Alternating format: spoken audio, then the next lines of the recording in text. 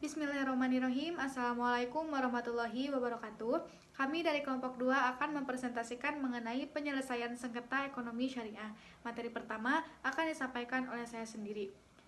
Penyelesaian sengketa merupakan suatu penyelesaian perkara yang dilakukan antara satu pihak dengan pihak yang lainnya.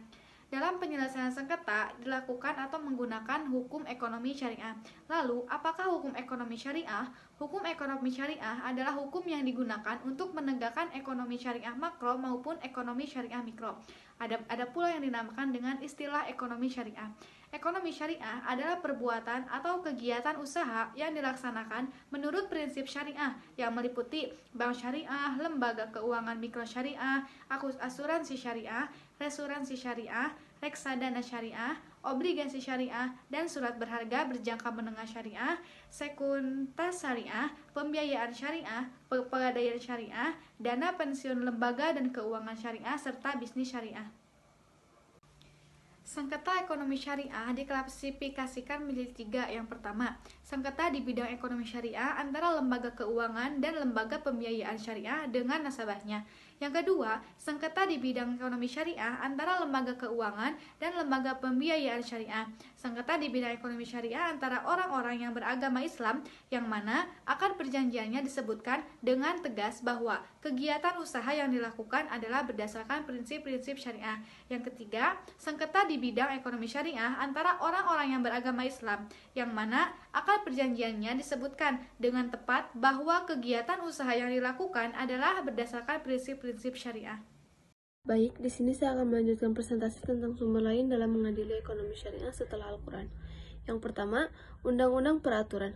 Perundang-undangan beserta peraturan pemerintah yang menyertainya yang berhubungan dengan ekonomi syariah, yaitu sebagai berikut.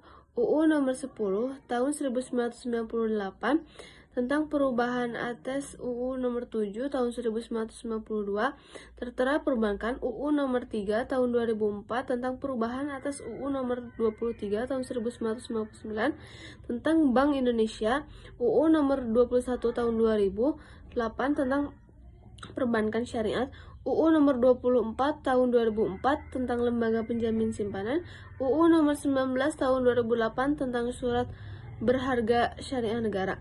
Yang kedua, Fatwa-Fatwa Dakwah Syariah Nasional. Dakwah Syariah Nasional atau DSN berada di bawah MUI, dibentuk pada tahun 1999. Lembaga ini mempunyai kewenangan untuk menetapkan fatwa tentang produk dan jasa dalam kegiatan usaha bank yang melaksanakan kegiatan usaha berdasarkan prinsip syariah. Yang ketiga, akad perjanjian atau kontrak. Menurut Taufik, dalam mengadili perkara sengketa ekonomi syariah, sumber hukum utama adalah perjanjian, sedangkan yang lain merupakan pelengkap saja. Baik, selanjutnya sumber hukum dalam menyelesaikan sengketa ekonomi syariah. Yang pertama, sumber hukum acara atau hukum formil. Sumber hukum formil adalah pembicaraan ilmu hukum, bukan pembicaraan filsafat hukum. Sumber hukum formil atau bentuk-bentuk di mana kita dapat menemukan atau mengenal hukum yang berlaku sebagai hukum positif di suatu negara. 9. Sumber hukum formil memiliki bentuk yang berlaku secara umum dan telah diketahui atau berlaku umum. Yang kedua, sumber hukum material adalah sumber dari mana hukum berasal atau sumber tempat materi hukum diambil.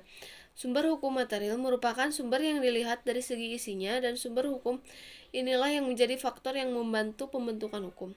Yang ketiga, fikih dan usul fikih. Fikih merupakan sumber hukum yang dapat dipergunakan dalam menyelesaikan sengketa ekonomi syariah.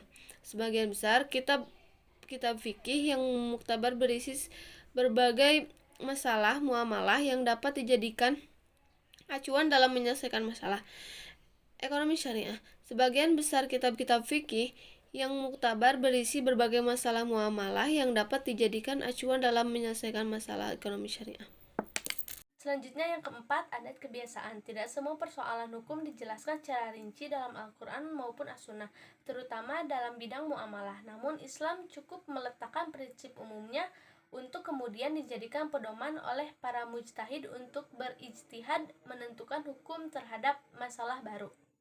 Kemudian yang kelima, kompilasi hukum ekonomi syariat.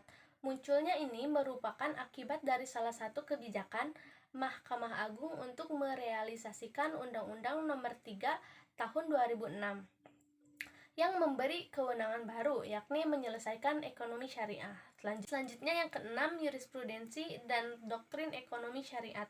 Jurisprudensi dapat dijadikan sumber hukum sebagai dasar dalam mengadili perkara ekonomi.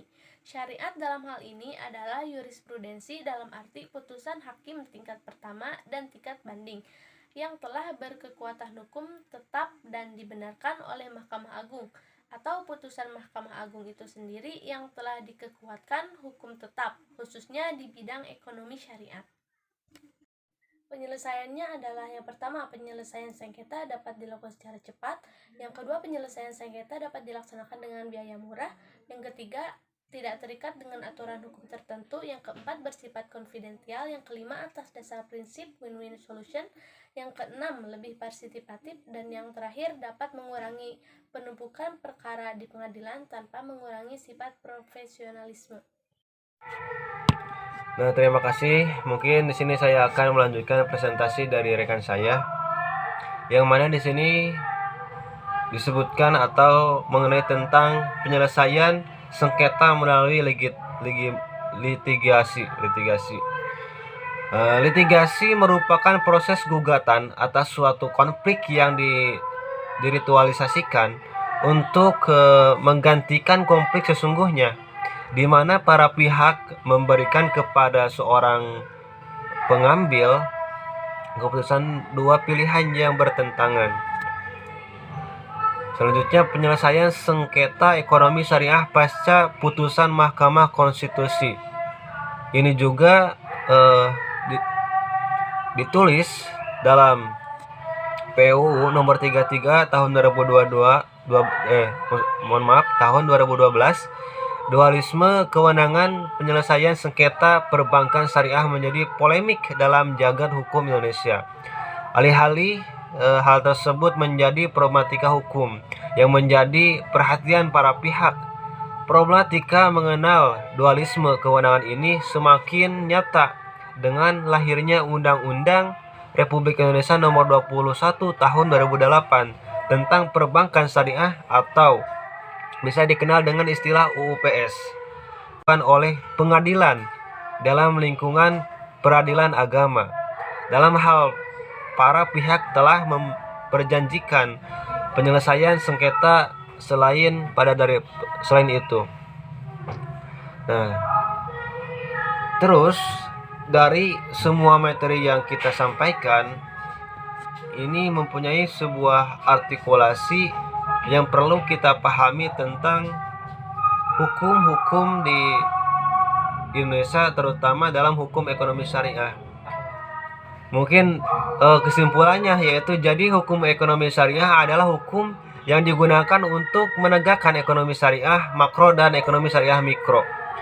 Mengkaji ekonomi syariah mikro adalah mengkaji ekonomi masyarakat secara agregat atau menyeluruh, bukan individu atau perusahaan institusi.